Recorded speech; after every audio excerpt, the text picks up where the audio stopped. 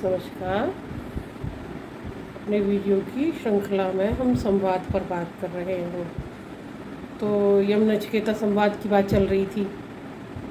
तो जब नचिकेता यमलोक पहुँचे और उनकी पत्नी ने यम की पत्नी ने कहा कि आप यहाँ कैसे आ गए, और यम तो अभी बाहर गए हुए हैं आवश्यक कार्य से, तो आप वापस चले जाइए। तो बालक हट करने लगा, है ना। तो बाल हट बहुत अधिक प्रसिद्ध है। बालक ने अन्न जल त्याग कर यम के दरवाजे पर ही अपना आसन जमा लिया और बार बार स्नेह के वशीभूत होकर यम की पत्नी आग्रह करती रही कि अब जल ग्रहण कर लो, अब अन्न ग्रहण कर लो। लेकिन बालक ने एक नहीं सुनी और भूखा प्यासा यम के दरवाजे पर बैठा रहा। जब यम आए तो उस बालक को देख कर बहुत हैरान रह गए, क्योंकि नियम ये है कि कोई भी अपने शरीर के साथ यमलोक नहीं जा सकता।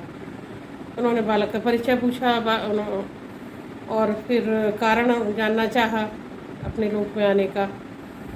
तो नचिकेता ने कहा कि मेरे पिता ने मुझे आपको दान कर दिया। तो यमराज मुस्कुराने लगे, बोले ऐसे कोई दान नहीं करता, और आप अभी यहाँ नहीं रह सकते क्योंकि आपका अभी समय नहीं आया है यमलोक में रहने का। यमलोक में शरीर के साथ कोई नहीं रह सकता, केवल जीवात्माओं का ही आवागमन यहाँ होता है। और अब आप वापस अपने पिता के पास चले जाइए। तो बालक ने कहा कि मैं तो बिल्कुल, नचिकेता ने कहा, मैं तो किसी भी कीमत पर वापस नहीं जाऊँगा।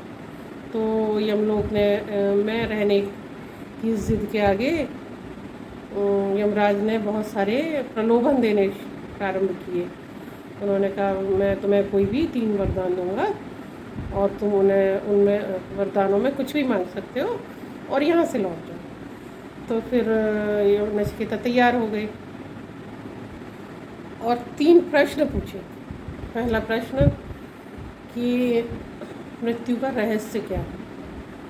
अब यमराज पहले तो शक आए, क्योंकि वह इस विद्या के बारे में किसी को भी नहीं बताना चाहते थे।